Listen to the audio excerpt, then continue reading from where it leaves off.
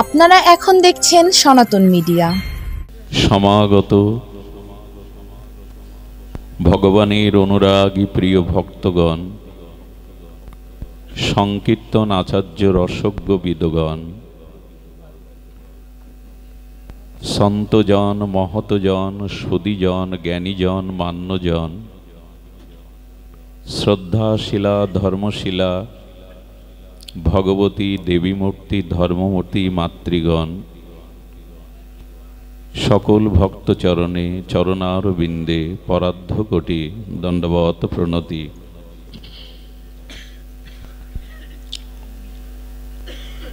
দেবশ্রীপাদ নারদ বলছেন, ভাগ্যদয়েন বহুজন্ম সমার্জিতেন সৎসঙ্গম চ লভ্যতে পুরুষ যদবৈ অজ্ঞান অহৈতুকীতম অন্ধকার না সংবিধায়তি তদোদয়েত বিবক। দেবশ্রীপাদ ভক্তিকল্পতরু নারদজি মহারাজ বলছেন, বহু জন্মের অর্জিত সৌভাগ্য স্বীকৃতি হলে তবে মানুষের জীবনে প্রকৃত শুদ্ধ সৎসঙ্গ করার সৌভাগ্য প্রাপ্ত হয়। ভাগ্যদয়েন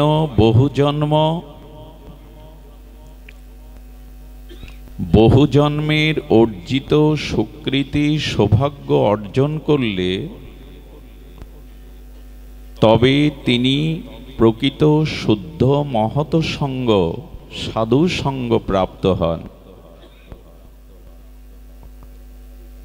আর ভগবানের প্রিয় অনুরাগী নির্মল চিত্র ভজনানন্দী নিষ্কপট মহাপুরুষের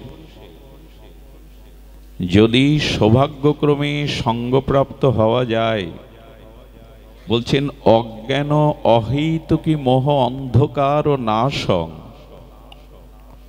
আমাদের অনন্ত জন্মের যে অজ্ঞানতা অবিদ্যা অস্মিতা মায়ামোহ অন্ধকার বিনাশ করে দেয়।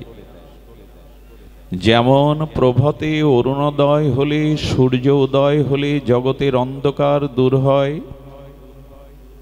তেমনি মহৎ সঙ্গে হরিকথা প্রসঙ্গে বহু জন্মের স্বীকৃতি সৌভাগ্যে যদি প্রাপ্ত হওয়া যায়, তবে আমার অনাদিকালের অনন্ত জন্মের যে অবিদ্যা অস্মিতা মায়া মোহ অন্ধকার এটি বিনাশ হয়ে যায়। সূর্যোদয়ে যেমন আধার দূর হয়। আর মহৎ সঙ্গে ভগবত প্রসঙ্গে যেটি সব থেকে বড় প্রাপ্তি, সেটি আমাদের বিবেক জাগ্রত হয়। ভগবত ভজনে প্রথমেই প্রয়োজন এই বিবেকের। বিবেক যদি না থাকে, সে মানুষের প্রকৃত মনুষ্যত্ব মানবতার পরিচয় সে দিতে পারে না। আজ আমাদের বিবেক জাগ্রত নয়, সুপ্ত। বিবেক জাগ্রত একমাত্র মহৎ সঙ্গেতেই হয়, সাধু সঙ্গ মহিমাতেই প্রাপ্ত হওয়া যায়, অন্য কিছুতে নয়। বিদ্যা অর্জন করলে আপনি তথ্যগত জ্ঞানী হতে পারেন, কিন্তু তাতে বিবেক জাগবে এমন নয়। বিনো সৎসঙ্গ বিবেক না হই, ভগবৎ সঙ্গ ব্যতীত সাধু সঙ্গের মহামহিমা ব্যতীত কারো বিবেক জাগ্রত হতে পারে না। আমরা আজ এই শ্রীমন্দির অঙ্গনে এই সান্ধ্য অধিবেশনে সেই পরম সৌভাগ্য প্রাপ্ত হলাম। আর এই সৌভাগ্য প্রাপ্ত হয়েছি আমাদের চেষ্টাতে নয়, ভগবানের বিশেষ অনুগ্রহ অনুকম্পায় কৃপাতে। শ্রী ভগবান চেয়েছেন আমাদের এই মহৎ সঙ্গে হরিকথা প্রসঙ্গে অজ্ঞান আদি মোহমায়া দূর করে আমার বিবেক জাগ্রত করবার প্রেরণা আজ আপনাদের দিয়েছেন। তাই এই ভাগবত পরিমণ্ডলে এই শান্ত সমাহিত ভগবত নিকেতনে আসবার আমরা সৌভাগ্য প্রাপ্ত হলাম। ভগবানের প্রতি আমাদের কৃতজ্ঞতা জানানো উচিত যে হে প্রভু, কৃপা করে এই জড় অন্ধকার মায়াময় সংসার কূপ হতে তুমি সাধু সঙ্গে সাধুচরণে এসে পৌঁছে দিয়েছ। তোমার প্রতি আমরা চিরকৃতজ্ঞ। দেখুন, ভক্ত শ্রীহরির অত্যন্ত প্রিয়। আজ এই প্রসঙ্গেই আমাদের কিঞ্চিত সাক্ষাৎকার আলোচনা, যে ভক্ত হরিপ্রিয়ম, ভগবানের সবচাইতে প্রিয় হলো তার প্রিয় নিষ্কিঞ্চন ভক্ত। ভক্ত হরির প্রিয়ম। কেন ভক্ত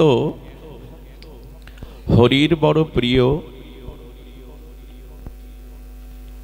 প্রহ্লাদ, নারদ, ধ্রুব, উদ্ধবাদি, দ্রৌপদী, কুন্তী, পঞ্চপাণ্ডবাদি, ভক্তশ্রেষ্ঠ হনুমান, সুগ্রীব, বিভীষণ, আর সর্বোপরি ব্রজের ব্রজাঙ্গনাগণ, ব্রজগোপীগণ ভগবানের এত প্রিয় কেন? অতীব প্রিয় বলেছেন, এরা ভগবানের প্রিয়, অতীব প্রিয়।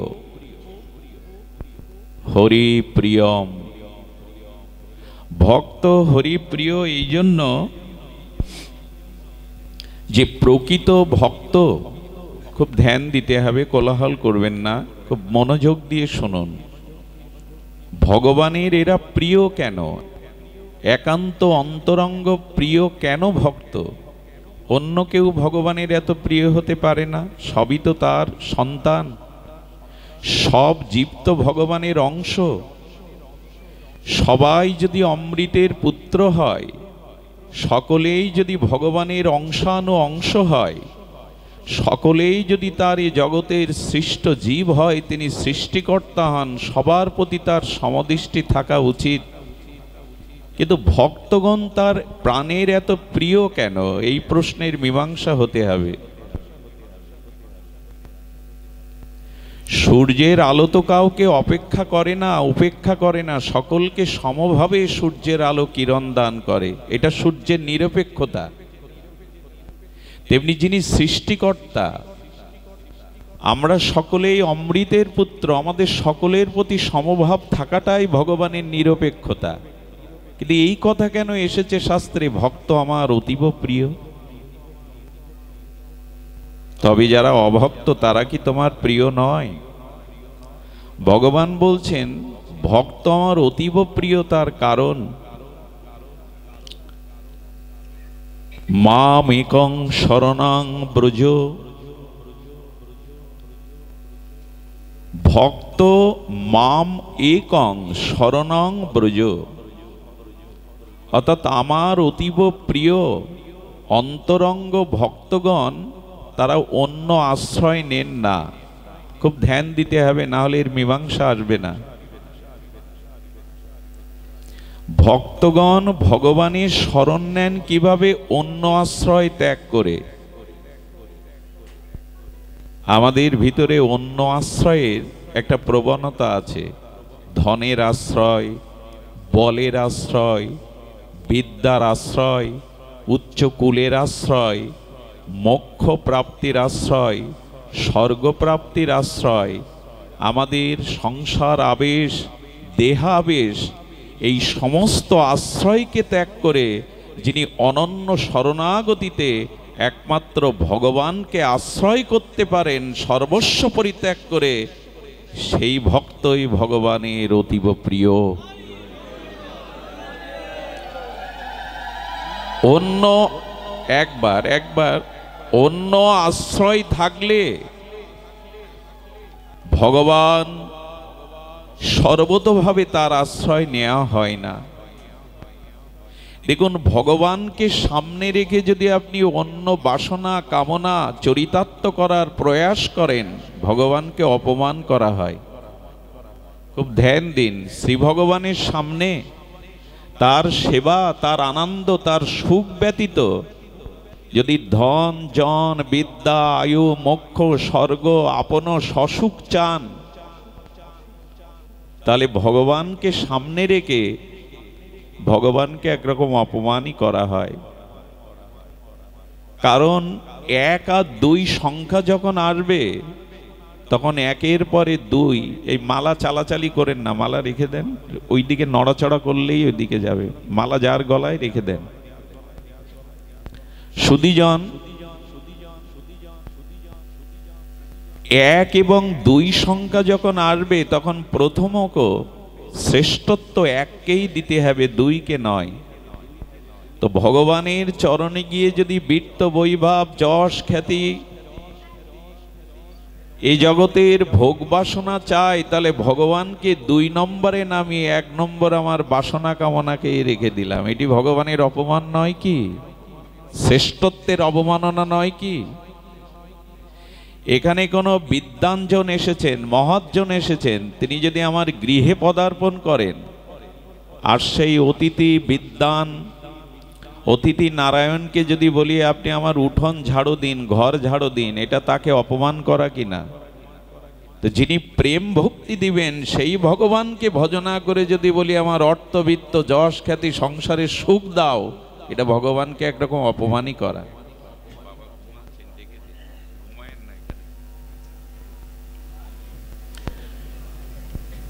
সুধীজন, অন্যদিকে মন চলে গেলে পাঠের বিঘ্ন ঘটে। কেউ একেমাত্র ঘুমাতে শুরু করেছে। কেন আসেন? এই মুখগুলো দেখলেই তো কষ্ট হয় যে হরিবাসরে এসে ভগবানের কথায় ঘুমাচ্ছেন আপনি। একদিন তো চিরকালের জন্য ঘুমাবেন, ওদিন কেউ জাগাবে না, ডাকবেও না। কেউ দয়া করে এই পেছনে কথা হচ্ছে ওটা একটু নিষেধ করুন, রান্না বান্না যাই করুক শান্ত হয়ে করতে বলুন। সুধীজন, আমার একটি দুর্বলতা আছে, ক্ষমা করবেন। কোলাহলের মধ্যে হরিকথা প্রকাশ এটা আমার ব্যর্থতা, অযোগ্যতা, একটু কৃপা করুন। 4-5 ঘন্টার পথ অতিক্রম করে 1 সেকেন্ডও আমি দাঁড়াইনি, একটু কৃপা তো করবেন, একটু পরিবেশ তো দান করবেন। 5 ঘন্টার পথ অতিক্রম করে আসা, এইটুকু কৃপা তো আশা করতে পারি, প্রত্যাশা করতে পারি আপনাদের চরণে।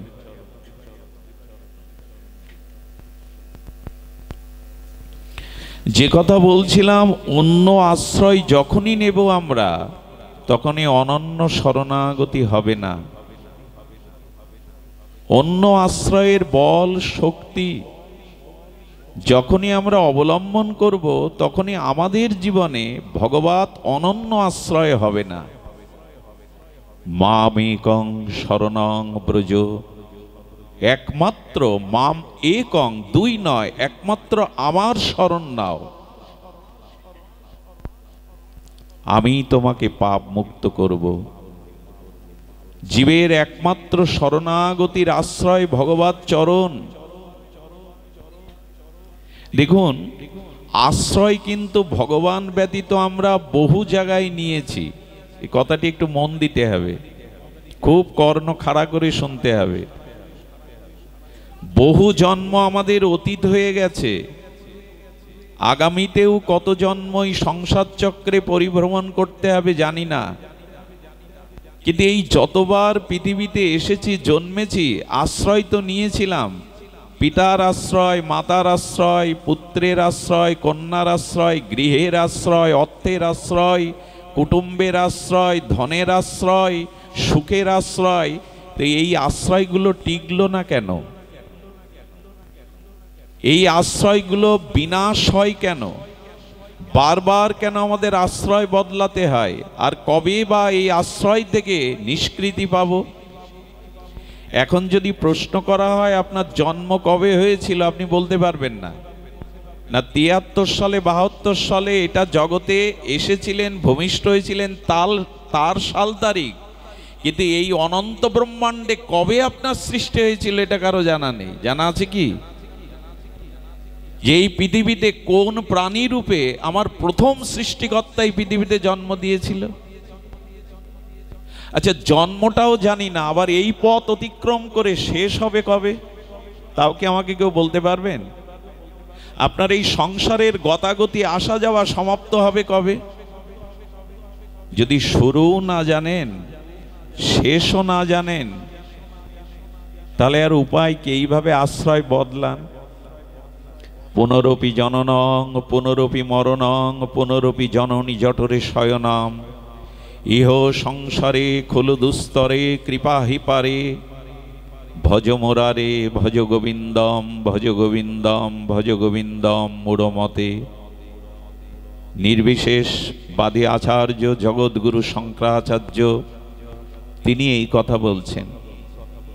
পুনরপি জন্ম পুনরপি মৃত্যু পুনরপি জননী জঠরে শয়ন, পুনঃ পুনঃ কর্মফল, কোনো আশ্রয় তো টিকল না। আর জীব কোটি কোটি জন্ম অন্য আশ্রয় নিয়ে এই জন্ম মৃত্যু অভিশাপে ঘুরছে। এটুকু সাধু সঙ্গে না এলে, ভাগবত শ্রবণ না করলে এই বিবেক জাগবে না আমার বিশ্রাম কোথায়, আমার অন্ত কোথায়। শুরুও জানি না, সমাপ্তিও জানি না, মাঝখানে ভাসছি। যেমন প্রবল স্রোতস্বিনী নদীতে যদি একটা পিপিলিকা পড়ে যায়, একটা কীট পড়ে যায়, ক্ষুদ্র কীট, সে নিজ বলে কি ত্রাণ পেতে পারে? কথা বলুন, পারে কি? প্রবল নদীর স্রোতে একটা কীট পড়ে গেল, একটা পোকা পড়ে গেল, পিপিলিকা, সে নিজের শক্তি বলে কি আশ্রয় পেতে পারে? তেমনি সংসার মায়াময় মৃত্যু সাগরে আমি ক্ষুদ্র কীটের মতো ভেসে যাচ্ছি। কবে কুল পাবো, কবে আশ্রয় পাবো? এই জন্য ভগবান বললেন, অনন্য শরণাগতিতে আমার চরণ আশ্রয় করো। মাম একং শরণং ব্রজ। জয় শ্রী রাধে। এইদিকে এটা বন্ধ হয়ে গেছে, বক্সটা দেখো। সুধীজন অপারেটর আছে এখানে?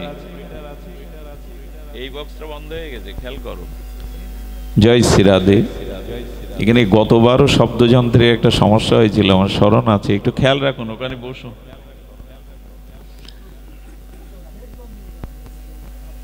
সুধীজন লক্ষ্য করুন, আপনি ওখানে বসুন, অপারেটর ওখানে বসুন, ধ্যান দিন। আমরা ফিরে আসি, হরিকথাতেই ফিরে আসি। এই সুযোগ সবসময় তো আসে না, আমারও আসবে না, আপনাদেরও সবসময় আসবে না। লক্ষ লক্ষ জন্ম নিয়েছি, লক্ষ নয় কোটি জন্ম, আরো কত শত জন্ম, আরো কত কোটি জন্ম এই সংসার মৃত্যুময় সাগরে ভাসছি, কোনো আশ্রয় নাই। এই জন্য ভগবান বললেন, অন্য আশ্রয় ত্যাগ করে আমার আশ্রয়ে এসো।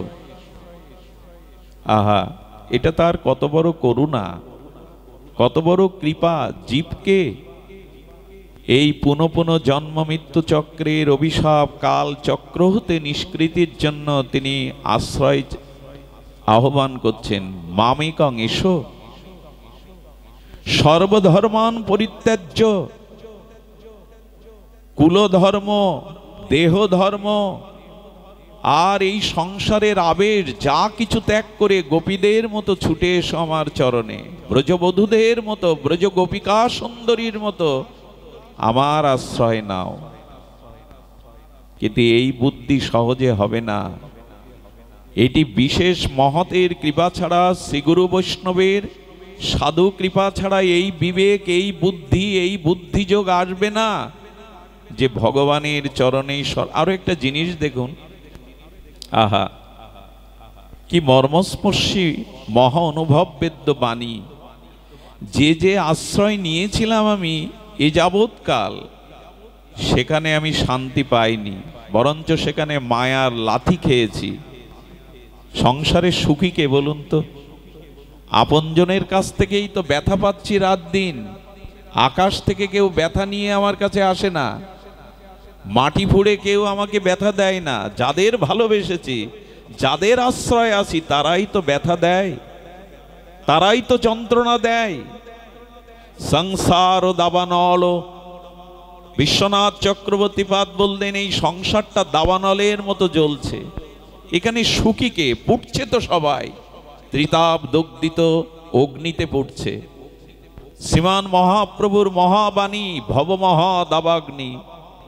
জঙ্গলে যেমন আগুন লেগে আর বন বনান্তর পুড়ে ছাই হয়ে যায় দাবাগ্নিতে, আমরা যাদের আশ্রয় নিয়েছি তারা ত্রিতাপ জ্বালায় আমাদেরকে ওরকম পোড়াচ্ছে।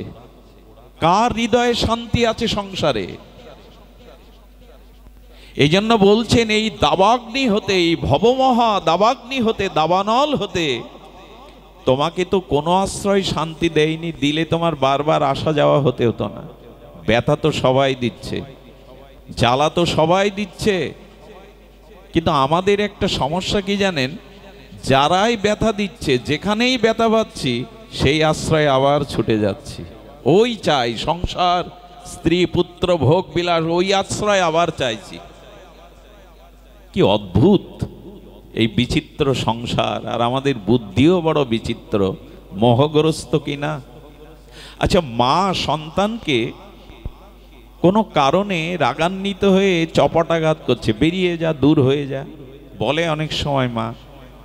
এখন আপনি দ্বিতীয় ব্যক্তি, সন্তানের ক্রন্দনরত কান্না দেখে আর এই তার কষ্ট দেখে বলছেন, খোকা আমার কোলে এসে আমি চকলেট দেবো, খেলনা দেব। তা আপনার দিকে ফ্যাল ফ্যাল করে তাকিয়ে চকলেট না, আপনার কোল না, যে মারছে সেই মায়ের কোলে আবার ওঠে কি না? আপনি কি হাত পাতবেন, ও যাবেন আপনার কোলে? এত মায়ার লাথি খাচ্ছি জন্ম জন্মান্তরে, আবার সেই মায়ার কোলে, ভগবানের কোলে যাব না। এটা দুর্বুদ্ধি।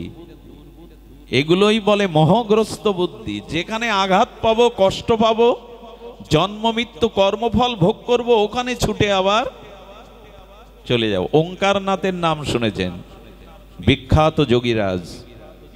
ইনি সন্ন্যাস নিয়ে হিমালয়ে তপস্যা করছেন। আর হিমালয়ের উপরে যে বৃক্ষগুলো হয় একটু ছোট ছোট, ওই বৃক্ষের তলে এক ব্যক্তি বসে কাঁদছে, ঘন্টা 2 কাঁদছে সকালে। সাধু তো, বিগলিত হৃদয়, করুণার্দ্র হৃদয়, দয়া প্রবাস হয়ে ওঙ্কারনাথ বলছেন, বাবু কাঁদছো কেন? বলে আমার এক ছেলে। বলো সে তো ভালো কথা। বলে ছেলেকে বিয়ে দিয়ে সুন্দরী বৌমা এনেছি। বলো সে তো ভালো কথা, কাঁদছো কেন? বলেন সারা রাত খাটের সাথে বেঁধে আমাকে পিটিয়েছে সন্তান আর বৌমা। সকালবেলা কোনো রকমে আর মুক্ত হয়ে এখানে এসে দুঃখ কাকে জানাবো তাই কাঁদছি। সাধু তো, করুণাদ্য হৃদয় তো, মহতে হৃদয়, বললেন ভগবানের সব ইচ্ছাই কোনো না কোনো মঙ্গল। এই পোশাক খুলে পেলে উনি ওনার গাত থেকে, ওনার 2টো পোশাক, একটা পরা একটা গায়ে দেওয়া, বলেন ওই পোশাক ছুঁড়ে ফেলে দাও, এই পোশাক পরে না কান্নাকাটি করে এখানে ভগবানের ভজন করো, জীবন সার্থক হবে। কি বলল জানেন? উঠে দাঁড়িয়ে বলছেন, আমি কি সব মরে গেছে যে বাবাজি হব আপনার মতো? এদের আটকাবেন কি করে? বলে আমার কি সব মারা গেছে যে আমি বাবাজি হয়ে এখানে থাকবো? ওই তাদের কোলে আবার। এভাবে লক্ষ লক্ষ কোটিবার যাওয়া আসা হচ্ছে সংসারে, নিষ্কৃতি নাই। ভগবান এমনি এমনি বলেননি মামেকং শরণাং ব্রজ, অনন্যগত হয়ে আমার চরণ শরণ নাও, কেন কোনো আশ্রয় তোমাকে শান্তি দিতে, মুক্তি দিতে পারে না। এই বুদ্ধি কবে খুলবে? এই বিবেক কবে জাগবে যে কোনো আশ্রয় প্রকৃত আশ্রয় নয়? এই মায়াতে আপনাদের মনে আছে মার্কণ্ড পুরাণের অন্তর্গত শ্রী শ্রী চণ্ডী, এগুলো তো আমরা দেখি না, অনেকেই দেখি না। শ্রী চণ্ডীতে আছে মেধস মুনির আশ্রমে। বড় ভাগ্য আমাদের, আমাদের চট্টগ্রামে এই মেধস মুনির আশ্রম এখনো বিরাজিত। এটি আমাদের বঙ্গদেশের ভাগ্য। তো মেধস মুনির আশ্রমে সুরত রাজা আর সমাধি বৈশ্য, বৈশ্য মানে ব্যবসা করেন যিনি, তো সুরত রাজা তিনি এই মেধস মুনির আশ্রমে জঙ্গলে জঙ্গলে শোকাহত ক্রন্দনরত হয়ে আর তিনি বড় বিষণ্ণ হয়ে পরিভ্রমণ করেন, শান্তি পাচ্ছে না। তো ঋষির ধ্যানমগ্ন তার জ্যোতির্ময় রূপ দেখে ঋষির চরণে পড়েছেন। ঋষিকে নিবেদন করছেন যে দেখুন আমি রাজা ছিলাম, আমি সুরত রাজা, ভারত ভূখণ্ডের অন্যতম শ্রেষ্ঠ রাজা নৃপতি। বলে রাজা ছিলে তো বনে বনে বিষণ্ণ হয়ে চোখের জলে ঘুরছ কেন? বলেন আমার ভাই আমার স্ত্রী ষড়যন্ত্র করে আমাকে, এই এখানে কথা বলো না, এই তিলক মাথায় দিয়ে ওখানে দাঁড়িয়ে গল্প করছে, বোধ নাই মানুষের। জয় শ্রী রাধে। মাঝে মাঝে আসতে অনিচ্ছা প্রকাশ করি, জঙ্গলে গিয়ে বসে গাছকে শোনাই, ওরা নীরব থাকবে। আর নৈমিষারণ্যে তাই করেছিলেন ঋষিরা। ব্রহ্মাকে গিয়ে বলছেন, ব্রহ্মা কলিযুগ তো কোলাহলের যুগ, কলি মানে কলহ, কোথাও ঠান্ডা হতে শিখিনি আমরা, না সংসারে না আশ্রমে না মঠে না মন্দিরে, সব জায়গায় দ্বন্দ্ব কলহ, এরই নাম কলি, এটা কালের প্রভাব। তো বলছে ব্রহ্মাজি আমাদের এমন এক জায়গায় দেখিয়ে দিন যেখানে কলহ নেই, আমরা হরি কথা বলে একটু ভগবত প্রেম ভক্তি লাভ করব। ব্রহ্মা তখন একটি তীর নিক্ষেপ করেছিলেন, বলেন এই তীরের অগ্রভাগ যেখানে পড়বে সেইখানে কোলাহল থাকবে না, ওখানে বসে তোমরা এই ভাগবত আস্বাদন করবে। সংস্কৃতিতে ওই তীরের নাম নেমি। তো এই নেমির অগ্রভাগ যেখানে পড়েছিল ওইটার নাম নৈমিষারণ্য, যেখানে হাজার হাজার মুনি ঋষি হাজার বছর ধরে জপ তপ ভগবত আরাধনা করেছিলেন। তো কলিযুগের আগে তারা এরকম একটা জায়গা চেয়েছিলেন যেখানে কোনো কোলাহল, তো যেখানে শান্ত মন। এখানে এই তীর মানে কি, ধনুক মানে কি মন, মন তো চঞ্চল গতিময়, মনের স্থিরতা যেখানে, ওইখানে হরিকথা প্রকাশ হয়, না হলে হয় না। আচ্ছা জল তরঙ্গ হচ্ছে, ওইখানে আপনার মুখটা শান্ত দেখতে পাবেন তো? ওপরের একটা লাঠি সরল, কিন্তু জল যদি তরঙ্গ হয় ওখানে লাঠিটা সরল দেখা যাবে তো ভেতরে? শান্ত মন না হলে সেখানে ভগবত কথা প্রকাশ হয় না। এখন কেউ কষ্ট পেলে কিছু করার নেই, ভাগবতে কথা বলাটাও অপরাধ।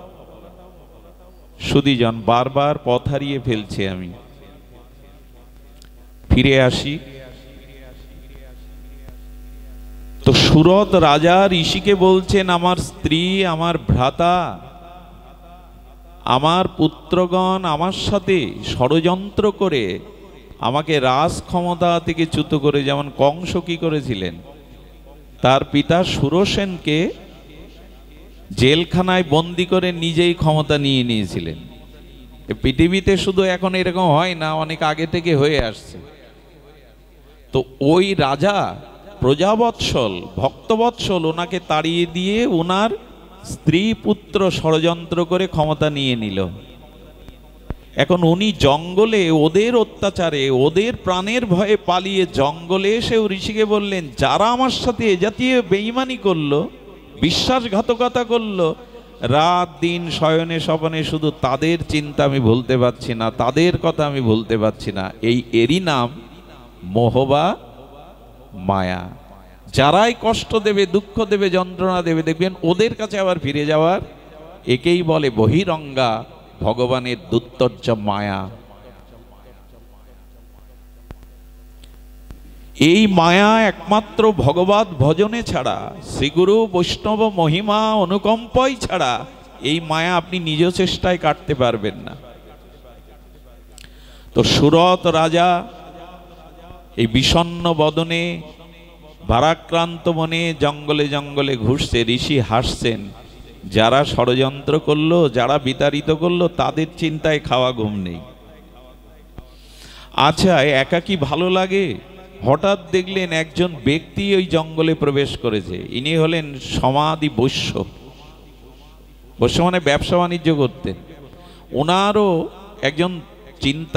একজন চিন্তামগ্ন ব্যক্তিকে, দুশ্চিন্তাগ্রস্ত ব্যক্তির মুখ দেখলেই বোঝা যায় ইনি দুশ্চিন্তা করছেন।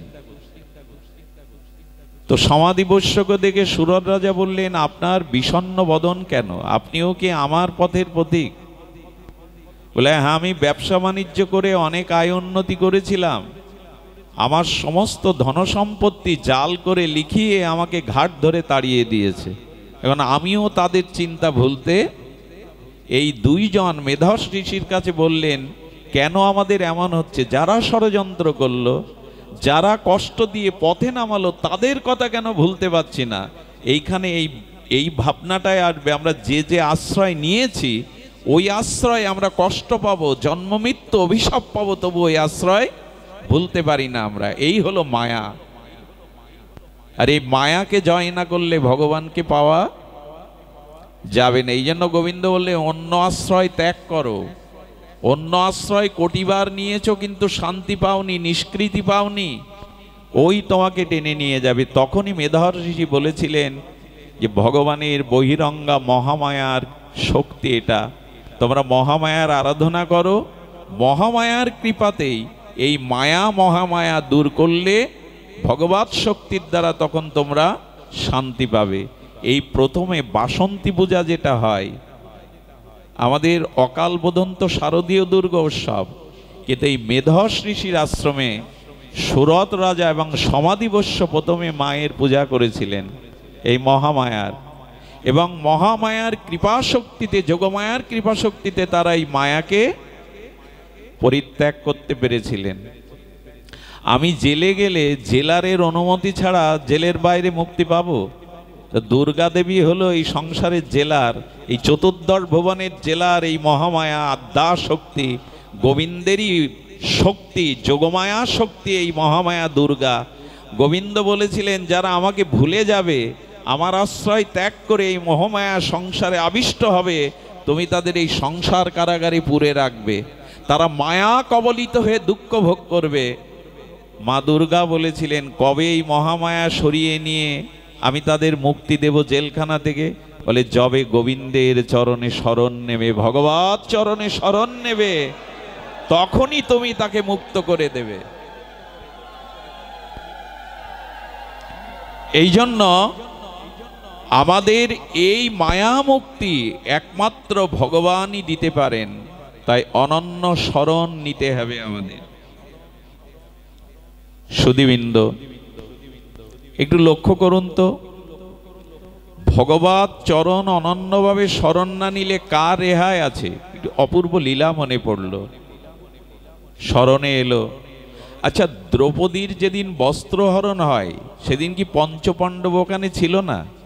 এরা কারা? কুরুক্ষেত্রে রণাঙ্গনে বিশ্ববিজয়ী অর্জুন, ধর্মরাজ যুধিষ্ঠির নিজের স্ত্রীকে ওরকম একটা দুঃশাসন বস্ত্র ধরে তাকে উলঙ্গ করতে চাইছে, ওরা পাঁচজন বসে কেন? যারা বিশ্বজয়ী।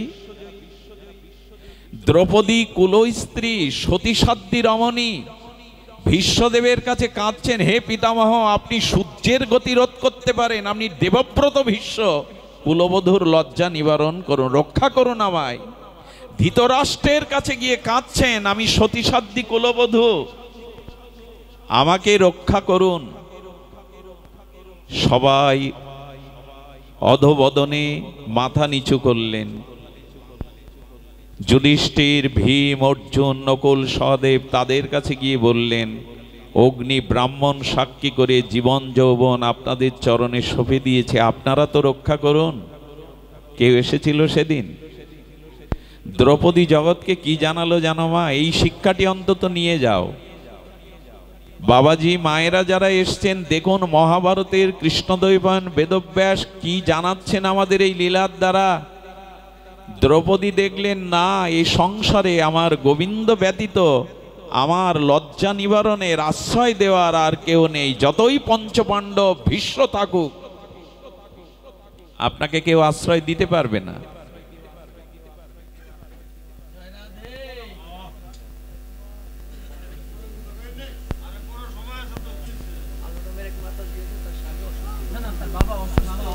আচ্ছা, আলো নামের কোনো মাতাজির বাবা, তার পিতা অসুস্থ, দয়া করে যদি থাকেন একটু উঠে আপনি খোঁজ খবর নিন।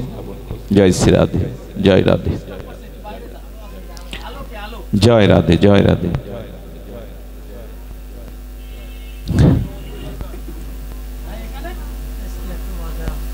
জয় শ্রী রাধে।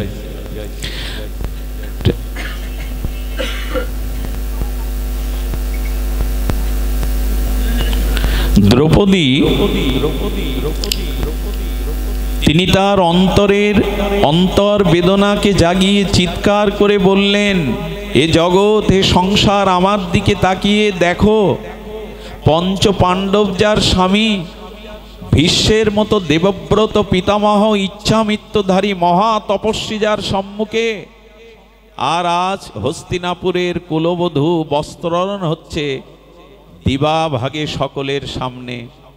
তোমরা চেয়ে দেখো, এ জগতে কেউ কারোর আশ্রয়, না পিতা, না মাতা, না স্বামী, না কন্যা, না পুত্র, না নৃপতি রাজা। এখন আমি জানলাম, তোমরাও আমার কাছ থেকে জেনে নাও, এক গোবিন্দ ছাড়া আমাদের প্রকৃত আশ্রয় কেউ নেই। এই উপলব্ধি দ্রৌপদী এসেছিল। মা পারে না, সন্তানের ব্যথা নিতে পারে না, সন্তানের বুকের ব্যথা মা নিতে পারে না। মায়ের কোলে শিশু মারা যায়, মা আটকাতে পারে না, কেউ কারোর প্রকৃত আশ্রয় নয়। দ্রৌপদী তখন নিজেও চেষ্টা করেছিল, এক হাত দিয়ে ভগবানকে, এক হাত দিয়ে নিজের বস্ত্রকে। গোবিন্দ হেসে উঠলেন। তিনি ছিলেন রুক্মিণীর পাশে। রুক্মিণী দেবী বললেন, প্রভু হাসছেন, বলে ওই দেখো, এখনো সর্বস্ব আমাতে অর্পণ করতে পারেনি পাঞ্চালী, এক হাত দিয়ে নিজে চেষ্টা করছে। এক হাত দিয়ে দুঃশাসনের বাহুর বলকে আটকাতে পারে। দ্রৌপদী দেখলো আমার চেষ্টায়ও হবে না, তখনই তো দুই হাত দিয়ে ভগবানকে আহ্বান করলেন। আহ্বান করলে ভগবান কি করেছিলেন জানেন? ভগবান বস্ত্র অবতার হয়ে, আশ্চর্য কথা, কত করুণাময় তিনি। ভগবান মৎস্য, কুর্ম, বরাহ, নৃসিংহ, বামন, রাম, কৃষ্ণ এই অবতার হয়ে এসেছেন, কিন্তু বস্ত্র অবতার হবেন ভগবান, বস্ত্ররূপী স্বয়ং ভগবান দ্রুত এসে দ্রৌপদীর অঙ্গকে বেষ্টন করে দিলেন। গোবিন্দ ভক্তের জন্য বস্ত্র অবতারও হন। এত করুণা কার আছে, এত কৃপা কার আছে, এত ভক্ত রক্ষক, ভক্ত বৎসল কে আছে? বস্ত্র অবতার হয়ে লজ্জা নিবারণের জন্য বেষ্টন করে দিলেন। আর দেখুন, যারা অহংকারী, মূর্খ, যারা মায়ার জগতে পড়ে আছে, এক বেলা ধরে দুঃশাসন কাপড় টানছে, ওই মূর্খের এই বুদ্ধি এলো না যে 12 হাত কাপড় এক বেলা ধরে টেনে শেষ করতে পারছি না, কাপড়ের স্তূপ হয়ে যাচ্ছে, এই কাপড় কোথা থেকে আসছে? যারা অহংকারী, মূঢ়, ভগবত চরণে শরণ নেয় না, এরা ভগবানের লীলাকেও সামনে দেখলে এদের অনুভূতি ক্ষমতা থাকে না, ভোতা হয়ে যায় এদের জ্ঞান। এরা বুঝতে পারে না এটা ভগবানের লীলা। দ্রৌপদী জগৎকে জানালো, আশ্রয় তিনি ছাড়া কেউ নাই। রাস রজনীতে আর যমুনা পুলিনে বংশী বটে, মুরলীর সুরধ্বনিতে শরদ পূর্ণিমার রাতে গোপীরা, ব্রজসুন্দরীরা নিজের স্বামীকে ত্যাগ করে, পুত্রকে ত্যাগ করে, ঘর ত্যাগ করে, সংসার ত্যাগ করে, এমনকি তাদের দেহাবেশ ছিল না, তারা কানের পরেছে নাকে, নূপুর পরেছে গলায়, গলার পরেছে পায়ে, আর কাজল দিয়েছে ঠোঁটে। এমনি করে তাদের দেহাবেশও ভুল হয়ে গেছিল। কেউ কাউকে জানে না, তারা যেন একটা অজানা আবেগে ছুটে চলেছে মুরলীর ধ্বনিতে। এই জন্য দেহ ধর্ম, গেহ ধর্ম, পুত্র ধর্ম, সংসার ধর্ম, বেদ ধর্ম, কুল ধর্ম সর্বস্ব ত্যাগ না করলে কি তাকে পাওয়া যায়? গোবিন্দের বস্ত্রহরণ লীলা মানে কাপড় চুরি লীলা না। গোবিন্দ কাপড় চুরি করার জন্য আসেনি, তা না হলে দ্রৌপদীর কাপড় জোগাতেন না। আমরা তত্ত্ব না জেনে, ভাগবত তত্ত্ব না জেনে, হিন্দু সমাজের অনেকেই বলে কৃষ্ণলীলা কি শুনবো, ব্রজগোপীদের কাপড় চুরি করলেন, তাদের উলঙ্গ হয়ে আসতে বললেন, এই কি লীলা? ভগবান যদি কাপড় চুরি করবেন, তার রাজসভাতে দ্রৌপদীদের কাপড় জোগাড় দিলেন, এটা তো বলেন না। এটা আসলে কি? এই বস্ত্রহরণ লীলাটি কি? গোবিন্দ বললেন, আমার চরণে শরণাগতিতে যা যা পদ্মা, যা যা বাধা, সব আমি হরণ করে নেই। এটা কাপড় হরণ না। যে আমার শরণ নেয়, আমি সমস্ত মায়ার বন্ধন কাটিয়ে দেহ ধর্ম, গেহ ধর্ম, কুল ধর্ম, বেদ ধর্ম সবকিছু ছাড়িয়ে তাকে আমার চরণে নিয়ে আসি। লজ্জা, ঘৃণা, ভয়, সম্মান, মর্যাদা এই সব কিছুই আমি হরণ করে নিই, এটা পদ্মা, এটাই বাধা। কাপড় হরণ করতে আসেননি তিনি, এই লীলাগুলো অনুধাবন করতে হবে। এই জন্য সর্বস্ব ত্যাগ করে গোপীরা যখন এলেন, শ্রীকৃষ্ণ তাদের পরীক্ষা নেওয়ার জন্য বললেন, ধর্মবুদ্ধির উদয় করলেন, ধর্মজ্ঞানের। তোমরা না কুলবধূ, তোমাদের একটা কুল ধর্ম আছে না, নারীত্বের ধর্ম আছে না, সতীত্বের ধর্ম আছে না।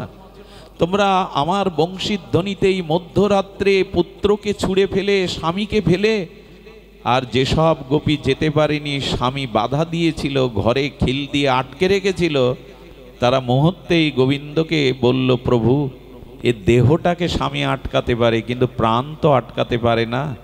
তাই তারা যেটা ইচ্ছা মৃত্যু, ভীষ্মের মতো, ঠাকুর হরিদাসের মতো, মহাযোগেশ্বরের মতো, মৃত্যুঞ্জয় মহাপুরুষের মতো তারা তাদের দেহটাকে ত্যাগ করে আত্মা গোবিন্দের রাসে চলে গেল। সম্ভব? এই দেহটা আটকাতে পারে স্বামী, কিন্তু আমার প্রাণকে ছুতে পারবে না, আটকাতে পারবে না, প্রাণ চলে গেল। তবে এরা যেতে পারেনি কেন জানেন? ভগবানের চরণে যাওয়ার জন্য আমাদের যে ভজন সাধন, এগুলি পূর্ণ না হলে বাধা আসে। আজকে অনেকেই মনে করেছিলেন পাঠ শুনতে যাব, কিন্তু অনেকেই আসতে এই বাধাটা, যদি অপরাধ থাকে, পাপ থাকে, তাহলে বাধা আসে ভগবানের পথে যেতে। অসুখ তো হতে পারত, কোনো সমস্যা তো হতে পারত। যে গোপীরা যেতে পারেনি তাদের কিছুটা অনুরাগ কম ছিল, কিন্তু তারা প্রাণ চলে গেল। গোপীরা বললেন, ধর্ম শিক্ষা তোমার কাছ থেকে শিখতে আসিনি, মুরলীর মোহনধ্বনিতে তুমি সব ধর্মই আমাদের জলাঞ্জলি দিয়েছ, আমাদের অন্য কোনো ধর্ম নেই তোমার সেবা সুখ ছাড়া। এই জন্য ধর্ম যে জোর করে ত্যাগ করায়, তার ধর্মোপদেশের অধিকার নাই। আর শোনো প্রাণনাথ, পথ দেখিয়ে দিচ্ছ সংসারে ফিরে যাওয়ার। আহা, ললিতা সখী এগিয়ে বলছেন, পথ তাদের চেনাতে হয় যারা পথ চেনে না। যারা পথ চেনে তাদের পথ দেখাতে এসো না। হে ব্রজনাথ, হে ব্রজ জীবন, হে প্রাণধন, যারা পথ চেনে না তাদের পথ দেখাও। গোবিন্দ বলছে, তার মানে? বললেন, আমরা জানি আমাদের পথ কোনটা, আমাদের পথ তো তোমার চরণে আসা, অন্য কোনো পথ আমাদের জানা নাই। যারা পথ চেনে না তাদের পথ চেনাতে হয়, আমরা পথ চিনেছি। আর তুমি বলছো ফিরে যেতে। শোনো প্রাণনাথ, তোমার চরণে যারা আসে, তোমার চরণে যারা সর্বস্ব শোভে দেয়, তাদের যে অন্য জায়গায় যাওয়ার আর জায়গা নেই, তাদের যে আর অন্য কোনো স্থান নেই। যারা সর্বস্ব জলাঞ্জলি দিয়ে তোমার চরণে একবার আসে, তাদের আর অন্যখানে যাওয়ার কোনো জায়গা নাই। সত্যি সত্যি যারা গুরু কৃপায় ভগবত চরণে একবার এসেছেন, এদের অন্যখানে যাওয়ার আর জায়গাই নাই, এরা যেতেই পারে না। এই জন্য আশ্রয় নিতে হবে। আমাদের গজেন্দ্রের কথা মনে আছে, হস্তি সেই সরোবরে পুত্রকন্যা নিয়ে জল কেলি করতে এসেছিলেন। আর হাতি যদি সরোবরে নামে, পদ্মের শোভা বিনষ্ট হয়ে যায়, ধ্বস্ত হয়ে যায় পদ্মফুল। আর সরোবরের স্বচ্ছ নির্মল জল কদ্দমাক্ত হয়ে গেল, ঘোলা হয়ে গেল। এত মায়া। এই গজেন্দ্র হস্তি একটু দূরে গেছে, যেখানে শুদ্ধ নির্মল জল সুরে করে নিয়ে বাচ্চাদের, স্ত্রীদের গায়ে দিয়ে জল কেলি করে খেলা করবে। আর গভীর ওই সরোবরের একটু দূরে গেলেই কুমির এসে পা আটকে দিল। যখন কুমির আটকে দিল, তখন সাহায্য প্রার্থনা করছে স্ত্রীদের কাছে। গজেন্দ্র মানে হস্তি, তার স্ত্রী পুত্র বহুজন ছিল, ওই জঙ্গলের রাজা সে। একসময় তারা একটু সাত্যের টানে টানাটানি করে দেখলো কুমিরের শক্তি জলে অধিক, ও মুক্তি পাবে না, আর ওদিকে সূর্য অস্ত যাচ্ছে। তখন ওই স্ত্রীগণ আর তার পুত্রগণ, কন্যাগণ ভাবলো, আমাদের পিতা এই গজেন্দ্র আজ কুমিরের হাত থেকে নিষ্কৃতি পাবে না, মৃত্যু অবধারিত। তাই তার মৃত্যুর জন্য সন্ধ্যা হয়ে আসছে, আমরা মরতে পারি না, সবাই পিছু টান দিল। গজেন্দ্র বলল, বা ভগবান বা, যাদের সুখের জন্য জল কেলি করতে সরোবরে এলাম, যাদের গায়ে স্বচ্ছ জল ছিটাবো বলে, আনন্দ দেব বলে গভীরে এলাম, সেই মৃত্যুকে আর অস্তগামী সূর্যকে রেখে সবাই নিজ স্বার্থের জন্য চলে যাচ্ছে। এই হলো সংসার। আপনার দায়ভার কেউ নেবে না, সবাই পিছু টান দেবে, এরই নাম সংসার। কিন্তু ওই যে বুঝতে চায় না, মোহমায়া আমাদের বারবার পেছন ফিরে তাকিয়ে দেয়। সুধীজন, তখন গজেন্দ্র 28টি স্তুতির দ্বারা ভগবানকে ডেকেছিল। মুকুন্দ, গোবিন্দ, কৃষ্ণ, মাধব, নারায়ণ একবারও নাম নেননি। তিনি বলেছিলেন, হে বিশ্বেশ্বর, আমার হৃদয়ে, সকলের হৃদয়ে তুমি বিরাজিত, তুমি সর্বপ্রাপ্ত, আমি শরণাগত, আমায় রক্ষা করো। ভগবান বৈকুণ্ঠ থেকে গরুরকে ত্যাগ করে ঝাঁপিয়ে পড়েছিলেন, আর গোবিন্দের অসমধ্য রূপ দেখে একটা পদ্মফুল সুরে করে ভগবানকে ছুড়ে দিয়েছিলেন। তাতেই সুদর্শন চক্র এনে কুমিরকে বিনাশ করে তাকে বৈকুণ্ঠে নিয়ে গেছিলেন। এই গজেন্দ্রই জানিয়ে গেল, অন্য আশ্রয় নিও না, অন্য আশ্রয়ে তোমার করুণা করবে না। এই দুটো দৃষ্টান্ত একবার উলোধ্বনি দিন। এই দুটো দৃষ্টান্ত আপনাদের সামনে ভাগবত রাখছেন, শাস্ত্র রাখছেন, এক দ্রৌপদী, এক গজেন্দ্র, এরকম হাজার হাজার সহস্র দৃষ্টান্ত আছে। এই জন্য মামেকং শরণং ব্রজ, ভগবানের চরণ আশ্রয় নাও। অন্য আশ্রয় এটি বিনাশশীল, এটি ধ্বংসশীল। অন্য আশ্রয় কোটি কোটি জন্মব্যাপী পেলেও, কল্প পেলেও শান্তি পাবে না। এখন এই ভগবৎশ্রয়ণের আশ্রয়ের মূল কারণ কি? আমি বেশি না বলে মূল কথায় ফিরে আসি। কখন আমাদের ভগবৎ চরণ আশ্রয়ের সুবুদ্ধি জাগবে? কখন সামর্থ্য কৃপা পাবো এই আশ্রয়ের? কোনো কিছুর তো কার্য কারণ থাকবে, কোনো কার্য হতে গেলে তার পেছনে একটা কারণ থাকতে হবে। কাপড় তৈরি করতে গেলে তো সুতা লাগবে নাকি? ফুলগুলো গেঁথে মালা করতে গেলে তো একটা সুতাই গাঁথতে হবে, কারণ তো একটা থাকবে। কোনো কার্য সংগঠিত হতে গেলে তার পিছনে কারণ থাকতে হয়। তা আমরা যে গোবিন্দ চরণে আশ্রয় নেব, এর কারণ কখন, কোন কারণে আমরা আশ্রয় নিতে পারবো? খুব মার্মিক কথা, আজকের অনুষ্ঠানের সিদ্ধান্তের কথা, যে আশ্রয় আপনি চাইলে, এই যে এখন তো শুনছি আমরা কি কাল থেকে ভগবৎ চরণে আশ্রয় নেব সর্বস্ব মায়া ত্যাগ করে? সম্ভব নয়। সম্ভব বা কারণটাই শুনুন। মহতের কৃপা বিনা কোনো কার্যে ভক্তি নয়। ভগবৎ চরণ আশ্রয় তখনই হবে যখন আপনি মহতের কৃপা প্রাপ্ত হবেন, মহতের করুণা দৃষ্টি আপনার উপরে পড়বে। কি বলেছেন? নয় সাম মতিস্তা দুরক্রাম্ভঙ্গিং অনর্থনা পর্ব বরদাহ মহিষানাং পদরজং অভিষেকং বিনা মহত পদরজ অভিষেকং। প্রহ্লাদ মহারাজ বলছেন, যতদিন কোনো মহত নিষ্কিঞ্চন ভগবানের বিশুদ্ধ ভক্তের চরণ ধুলিতে অভিষেক না হবে, যতদিন শুদ্ধ ভক্তের চরণ ধুলিতে আমি স্নান না করতে পারবো, ততদিন এই ভক্তি রাজ্যে প্রবেশের অধিকারই জন্মাবে না। কারণটা বললেন এখানে। কি কারণ বললেন? বৃণীত বিনা মহত পদরজ অভিষেকং। এটি আশ্চর্য কথা। এ কথা কতবার যে হৃদয়ে, কতবার যে স্মরণ করেছি। বিনা মহত পদরজ অভিষেকং। যতদিন ভগবানের বিশুদ্ধ ভক্ত বৈষ্ণবের চরণ ধুলিতে আপনি স্নান না করবেন, অভিষেক না হবেন, ততদিন এই ভক্তি আপনি পাবেন না। এটা হলো কারণ। এই ভক্তি ভগবান আপনাকে দেবে না। আপনি শত অনুষ্ঠান করুন, শত ব্রত করুন, শত দান করুন, শত মন্দির নির্মাণ করুন, অনাথকে স্থান দিন, রোগীকে ঔষধ দিন, কন্যাদায়গ্রস্ত পিতাকে সাহায্য করুন, গঙ্গা স্নান করুন, ব্রত করুন, দান করুন, তপস্যা করুন, বলে কোনো তাতেই হবে না যতদিন নিষ্কিঞ্চন ভক্তের চরণ ধুলিতে অভিষেক না হবে। কোনো কিছুতেই হবে না। এটি সিদ্ধান্ত ভাগবতের। মহৎ চরণের ধুলিতে অভিষিক্ত না হলে এটি ব্রত, দান, তীর্থ, পর্যটন, যাগ যজ্ঞের দ্বারা হবে না, হতে পারে না। বিনা মহত পদরজ অভিষেকং। আচ্ছা, দৃষ্টান্ত নিন, পরে নিন, যাওয়ার সময় এখানে ধুলি কুড়িয়ে নিন। দৃষ্টান্ত দিচ্ছে, ভগবান উদ্ধবকে বলছেন। কাকে বলছেন?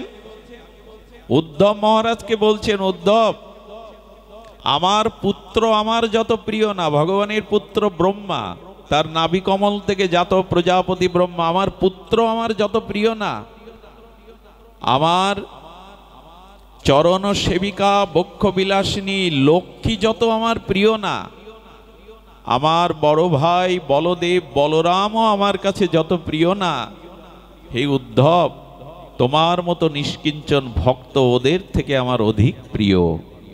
ভগবান বলছেন এই কথা।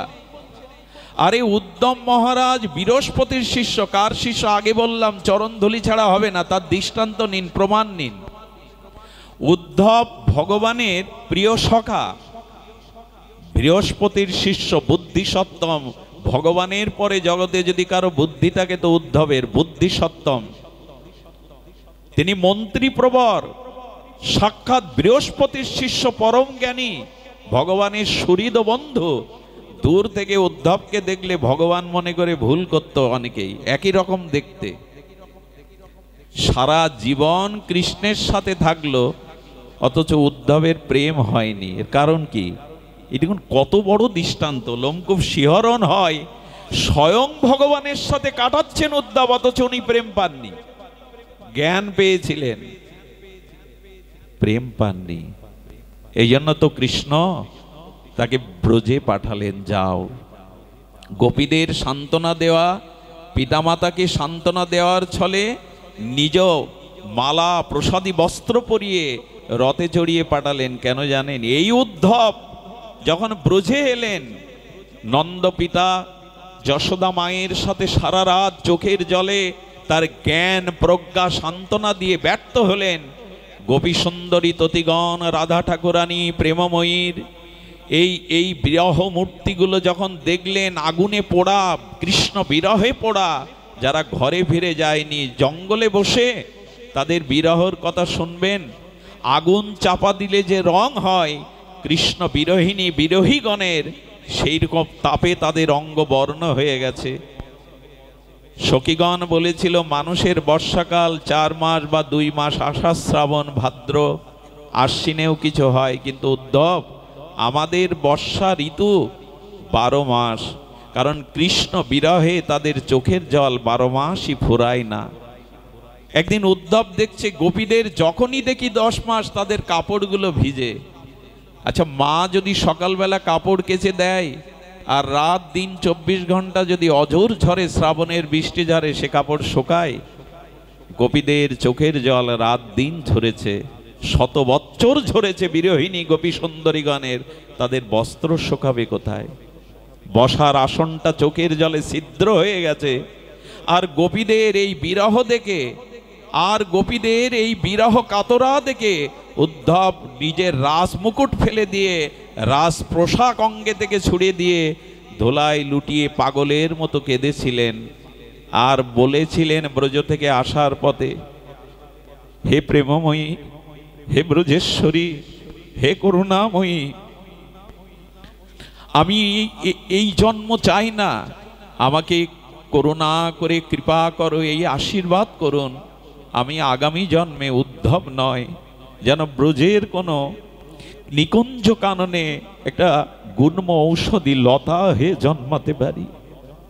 কোথায় উদ্ধব ভগবানের সব থেকে প্রিয়, লক্ষ্মী বলদেব তার থেকে প্রিয়, ব্রহ্মার থেকে প্রিয়। তিনি বললেন উদ্ধব জন্ম নয়, আগামী জন্ম ব্রজের কোনো কাননে আমাকে ঔষধি একটা লতা করে দিও।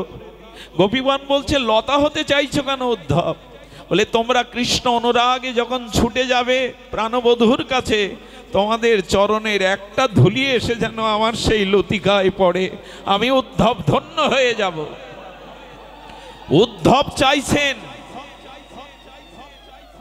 ব্রজের গোপী সুন্দরীগণের, অনুরাগিনীগণের বিরহ কাতরা রাধারানীর একটি চরণ রেণু চাইছেন উদ্ধব। পাগল হয়ে গেলেন, ব্রজপ্রেমে পাগল হয়ে গেলেন, কৃষ্ণের কাছে থেকেও সারা জীবন যা পাননি, ভক্তের চরণ ধুলি প্রার্থনা করলেন। ভগবান দিতে পারবে না প্রেম? দেবে তার প্রিয় ভক্তগণ। এই জন্য বললেন বৈকুণ্ঠ পাওয়ার থেকে, স্বর্গ পাওয়ার থেকে পরম পাওয়া যদি ভগবানের কোনো বিশুদ্ধ ভক্ত সঙ্গ পাওয়া যায়, এই আনন্দ বৈকুণ্ঠেও নাই, এই আনন্দ স্বর্গেও নাই। স্বর্গে হরিকথা নাই, সাধুসঙ্গ নাই, বৈকুণ্ঠেও নাই, আছে আমাদের এই জগতে। এই জন্য ভগবানের কৃপা নয়, উদ্ধব মহারাজের মতো ভগবত উত্তম তিনি ব্রজবধূগণের একটি চরণের ধুলি প্রার্থনা করেছেন, নিজেকে লতা করে। ব্রহ্মা প্রার্থনা করেছেন, আমি 60,000 বছর তপস্যা করেও একটা ব্রজের ধুলি হওয়ার সামর্থ্য পাইনি। হে ব্রজ সুন্দরীগণ, হে ব্রজবাসীগণ, আমাকে একটা মর্মর পাথর করে জন্ম দাও। ব্রহ্মা চাইছে। ব্রহ্মা, তুমি পাথর হতে চাইছো কেন? বলে কেন জানো? একখণ্ড পাথর হলে ব্রজগোপীরা, ব্রজবাসীরা ওই ঘরে ওঠার আগে দেখবেন এখনো গ্রাম বাংলায় আছে, বড় একটা পাথর রেখে দেয়। ওই যেখানে উঠতে হয় ঘরে সোপান, ওই পোটের কাছে রেখে দেয়, দিয়ে তারা পা ধুয়ে তবে কলসি রাখে, জলের পাত্র রাখে, পা ধুয়ে তবে ঘরে ওঠে। ব্রহ্মা বললেন তোমাদের দ্বারে আমাকে একটা পাথর জন্ম দাও ভগবান, যেন ব্রজবাসীরা ব্রজধূলি মেখে এসে ঘরে ওঠার আগে আমার বুকের উপরে পা রেখে তাদের চরণে জল দিয়ে আমাকে অভিষেক করে। এই কথা ব্রহ্মা চাইছেন। এই জন্য ভক্তের চরণ ধুলি ছাড়া প্রেম ভক্তি পাওয়া যাবে না। তবে এটা কপটতা করে লোক করছে তাই করছে এরকম না, অন্তরের বাইরে কোনো কিছুর দ্বারা হওয়া সম্ভব নয়। কৃষ্ণ ভক্তি রহুক দূরে, সংসার নহে ক্ষয়। শুদ্ধ ভগবানের প্রিয় ভক্তের চরণ ধুলিতে ছাড়া সংসার ক্ষয় হবে না, মায়া দূর হবে না। উদ্ধব পর্যন্ত, ব্রহ্মা পর্যন্ত এই প্রার্থনা করেছেন। আচ্ছা, এদের কথা রাখুন, উদ্ধবজির কথা রাখুন, আর আপনি ব্রহ্মার কথা রাখুন। স্বয়ং ভগবানও ভক্তের চরণ ধুলি চাইছে। যার কথা বেদের প্রতিবদ্ধ বিষয়, অখণ্ড পরতত্ত্ব, ভগবানও ভক্তের চরণ ধুলি চাইছে। ভগবত প্রমাণ দিচ্ছেন। সাধারণের কথা বাদ দিন, কি বলছেন? নিরপেক্ষ মনীষান্তং নির্বৈর সমদর্শনম অনব্রজমহম নিত্যম পুয়েদ্ধিং আর রেণভি। আরে বাবা, এই শ্লোকটা মাঝে মাঝে মনে হয় গলায় বেঁধে রেখে দি লিখে। কি বলছেন? নিরপেক্ষং মনিং শান্তং নির্বৈর সমদর্শিনা। তবে আমার পেছনে ভগবান দৌড়াবে না। কাদের পেছনে দৌড়াবে? এখানে বলছেন নিরপেক্ষং, ভক্ত হবে নিরপেক্ষ। ভক্তের কাছে পক্ষপাতিত্ব নাই, ভক্ত নিরপেক্ষ। যিনি নিরপেক্ষ মানে অন্যের কোনো অপেক্ষা যিনি রাখেন না, একমাত্র ভগবানকেই অপেক্ষা করেন। কে আমাকে কি করে দেবে, কে আমার কি ভজন করে দেবে, ফুল তুলে দেবে, চন্দন বেটে দেবে, ধূপ ধরিয়ে দেবে, অন্যের অপেক্ষা যিনি রাখেন না। মহারাজ অম্বরীশ রাজা হয়েও মন্দির মার্জন করছেন। হ্যাঁ, অতগুলো রানী, রানীরা এসে বলছেন আপনি কেন মন্দির মার্জন করবেন, আমরা রানী, আমাদের দায়িত্ব দিন। মহারাজ অম্বরীশ বললেন আমার বিষয় সম্পদ, আমার রাজ ঐশ্বর্যের সব ভাগ পাবে, কিন্তু ভগবত সেবার ভাগ আমি তোমাদের দেব না, এই মন্দির মার্জনের ভাগ আমি দেব না। এই জন্য গুরুদেব সাধু বাড়ি এলে লোকজন চাকর বাকর দিয়ে সেবা করবেন না, নিজে হাতে করবেন। ভগবানের সেবা অন্যের দিয়ে, আমি চললাম চাকরিতে, আমি চললাম ব্যবসায়, তোমরা বাড়ি আছো গুরুদেবকে দেখো, দুটো লোক ধরে আনলাম তোমরাই দেখো না, নিজ হাতেই সেবা করতে হবে। সুধীজন, যারা নিরপেক্ষ অন্যের অপেক্ষা করে না, আর যারা মুনি, মুনি কারা? মুনি মানে যারা রাত দিন মনন ক্রিয়ার দ্বারা, মনের মননের দ্বারা ভগবানের নাম রূপ লীলা চিন্তা করে, এরাই মুনি। এখন আপনারাই মুনি, যারা মনন করছেন মনে। মুনি কারা? যারা জঙ্গলে গুহায় বসে আছে? না, যারা মনের মনন ক্রিয়া দ্বারা ভগবানকে স্মরণ মনন অনুধ্যান চিন্তন করছেন এরাই মুনি। মনন ক্রিয়াকে বলে মুনি। যারা মনের দ্বারা, যেমন ঘোল মন্থন করলে কি ওঠে? মাখন ওঠে। তো যারা মনে অন্য চিন্তা না করে নিত্য নিরন্তর মনন ক্রিয়ার দ্বারা ভগবানের নাম রূপ লীলা চিন্তায় রত, এরা মুনি। ভগবান বললেন এই ভক্ত নিরপেক্ষ মুনি শান্তম। এই জগতে অনুকূল প্রতিকূল সুখ দুঃখ পরিস্থিতিতে যারা ভগবানের কৃপা মনে করে শান্ত থাকে, যারা হাই হাই করে না, আবার কিছু পেলেও উচ্ছ্বসিত হয় না, সব তোমার দান, যারা শান্ত থাকে সবই তোমার দান, যা দুঃখ যা সুখ সবই তোমার কৃপা। কবিগুরু রবীন্দ্রনাথের ভাষায়, আমার এ ধূপ না পোড়ালে গন্ধ কিছুই নাহি মেলে। পোড়াও, যদি আমাকে পোড়ালে, আমাকে কষ্ট দিলে তোমার ভজনের অনুরাগ বাড়ে, পোড়াও, এটাই আশীর্বাদ, এটাই আমার কাছে প্রাপ্তি। এই জন্য ভগবানের প্রতিটি ইচ্ছাকে করুণা মনে করে, ভগবত কৃপা মনে করে যিনি শান্ত থাকতে পারেন, সর্বস্ব চলে গেলেও যদি বলতে পারেন এ তোমার দান, সেই শান্ত ভক্তের কাছে। আর কি বললেন? নির্বৈর, যারা স্বভাবত কোনো প্রাণীর প্রতি বৈরী ভাব রাখে না, হিংসা ভাব রাখে না। হ্যাঁ, শাসন করতে হয় তার ভালোর জন্য, কিন্তু কারো ক্ষতি হোক মনে প্রাণে, তনু মন প্রাণ কায় মন বাক্যে দিয়ে অন্য প্রাণীর যারা হিংসা করে না, ক্ষতি চায় না, সর্বনাশ চায় না, এরই নাম ভগবানের প্রিয় ভক্ত। সমদর্শনাম, যারা মন্দিরে শুধু ভগবানকে দেখে না, সর্বজীবের মধ্যেই ভগবানকে দেখে, সব বস্তুর মধ্যেই ভগবানকে দেখে, এই 5 প্রকারের ভক্তের পেছনে দৌড়ায় ভগবান। কাদের পেছনে? নিরপেক্ষ, মুনি, শান্ত, নির্বৈর, সমদর্শন, এই ভক্তের পেছনে গোবিন্দ দৌড়ান। কেন দৌড়ান? আহা, গোবিন্দ বললেন ওই ভক্তের পায়ের ধুলি যাতে আমার গায়ে এসে পড়ে, ওই ভক্তের চরণ ধুলি যাতে আমার অঙ্গে এসে পড়ে। ভগবান এটা কি বললেন আপনি?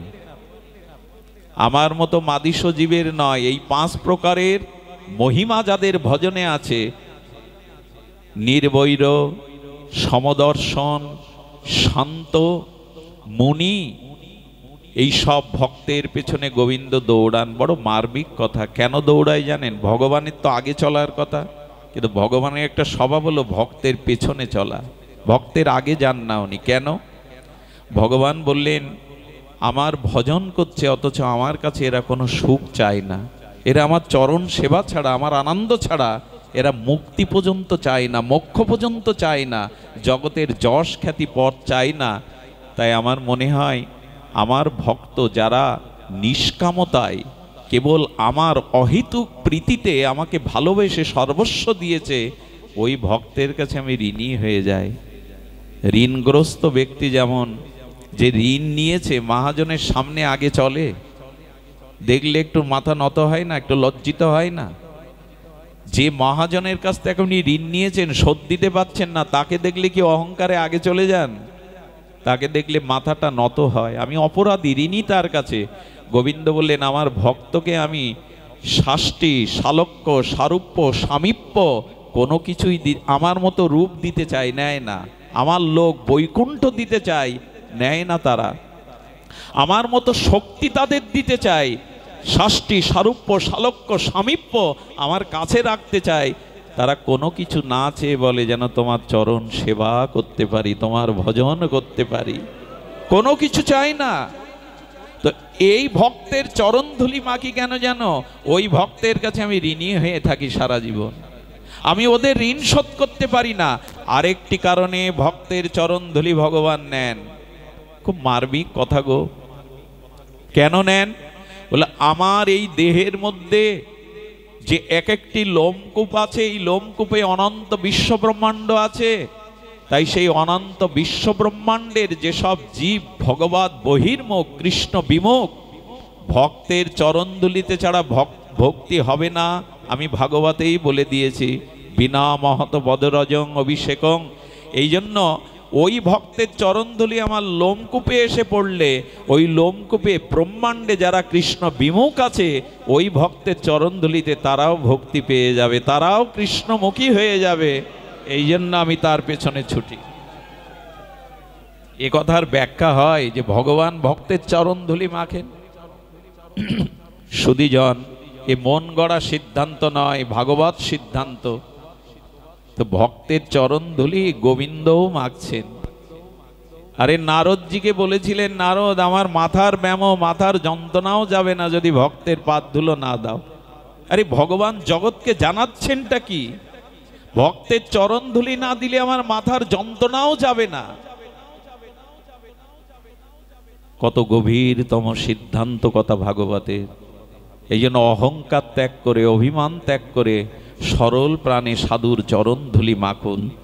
এটার মধ্যে দিয়েই আসবে আমাদের পরম প্রাপ্তি। সুধীজন, ভক্তের চরণ রজে নিষ্কিঞ্চন ভাবে আচ্ছা, মহাপ্রভু তো রাধা কৃষ্ণ মিলিত তনু, তার তপ্ত কাঞ্চন প্রেমতনু ধুলায় লোটাচ্ছে প্রভুর অঙ্গ। প্রভু কার ধুলো মাখছেন জগতে?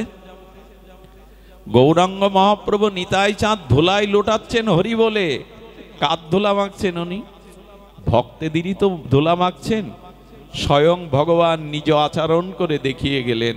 আমাদের অভিমানে, অহংকারে আমরা সেই ধুলি থেকে বঞ্চিত।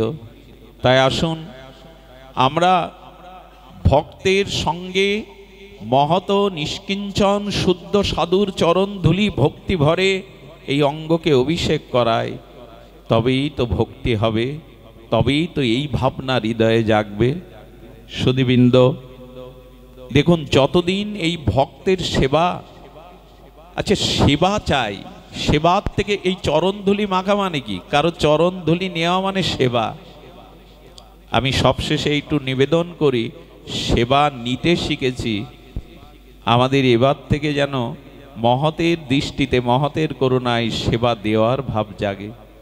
দেখুন ভক্তরা ভগবানের বৈকুণ্ঠে 16 জন পার্ষদ। কয়জন? জয় বিজয়া, চারিদারে 2 জন করে, আর এরকম করে 16 জন পার্ষদ, লক্ষ্মী দেবী সহ শুরু করে। এই পার্ষদগণ ভগবানের মতোই 4 হাত, ভগবানের মতোই রূপ জ্যোতি তাদের, শুধু পার্থক্য দুটো। বৈকুণ্ঠে 16 জন ভগবানের পরিকর সেবকেদের দুটো জিনিস নাই। এক, গোবিন্দ ভগবানের বুকে আছে শ্রীবর্ষ চিহ্ন, ভৃগ চিহ্ন আর কৌস্তবমণি। এইটা ওনার পরিকরদের নাই, আর সব ওনার মতোই। তো ওনারা ভগবানের সম রূপ ও শক্তি সামর্থ্য পেয়েও সর্বদা ভগবানের সেবা চাইছে। আমি আজকের বিশ্রাম কথাতে আপনাদের নিবেদন করি, পারলে সাধু বৈষ্ণবের সেবা, গুরুবর্গের সেবা, শ্রী ভগবানের সেবার মধ্যে দিয়েই এটা পাওয়া যাবে। সেবা না করলে প্রেম হবে না, সেবা না করলে অভিমান দূর হবে না, সেবা ছাড়া তো কোনো ধর্মই নাই। এই সেবার সামান্য একটু দৃষ্টান্ত। তবে সেবা করতে হবে মরমী সেবা। আপনাদের কাছে একটু অনুরোধ করি, সেবা লোক দেখানো যেন না হয়। আপনারা লক্ষ্য করেছেন এই যে এখানে মূর্তি করা হয়েছে ভগবানের, আমরা মাঝে মাঝে কি করি জানেন? দুর্গা পূজায় বা ভগবানের মূর্তির উপরে 500 পাওয়ারের বাল্ব জ্বালিয়ে দেই কেন জানেন? দর্শক যারা আসবে, শ্রোতা যারা আসবে, শ্রোতারা তারা এই আলোতে ভগবানের রূপটা অধিক ভালো দেখাবে। এই জন্য ওখানে 1000 পাওয়ারের মার্কারি বাল্ব দিয়ে দেয়। একবার ভেবেছেন আপনার মাথার উপরে, আপনার সন্তানের মাথার উপরে এরকম একটা বাল্ব 2 ঘন্টা জ্বালিয়ে দিলে আপনি মাথা ঘুরে পড়ে যাবেন। এগুলো লোক দেখানো। এগুলো সেবা করতে গেলে তাকে প্রজ্ঞাবান হতে হয়, যোগ্যতার সাথে তাকে দক্ষতা থাকতে হয়। আমি এখানের কথা বলছি না, অনেক জায়গায় দেয়। আর কি বুদ্ধি জানেন? আজ আমার বাড়ি সাধু আসবে, ভাগবত অনুষ্ঠান হবে, তাই আলমারি থেকে ভগবানের দামি অলংকার পোশাকগুলো ওই দিনই বের করি, ওই দিনই সুন্দর করে সাজাই। এটা কি ভগবানকে সাজানো না? আমার বাড়িতে আজ আসবে ভক্তরা, তারা দেখবে আমি কতটা বিগ্রহ অর্চন করি, কতটা বিগ্রহ সাজাই। এইসব কপটতা থাকলে সেবা। ভগবান মনের খবর রাখেন। শোনেন, আপনার বাড়িতে বাল্ব জ্বালাচ্ছেন, টিভি জ্বালাচ্ছেন, ফ্যান চালাচ্ছেন, এয়ার কুলার চালাচ্ছেন, ওই এয়ার কুলার ফ্যানের কাছে গিয়ে কি জানবেন যে কতটা বিল উঠল? ওরা কি জানাবে? আর যারা পাওয়ার হাউস থেকে আপনাকে বিদ্যুৎ সংযোগ দিয়েছে ওরা কি কতবার ফ্যান ঘুরেছে দেখতে যাবে? কত ঘন্টা এয়ার কুলার চালিয়ে ওরা কি দেখবে? ওরা কি দিয়ে বিল করবে?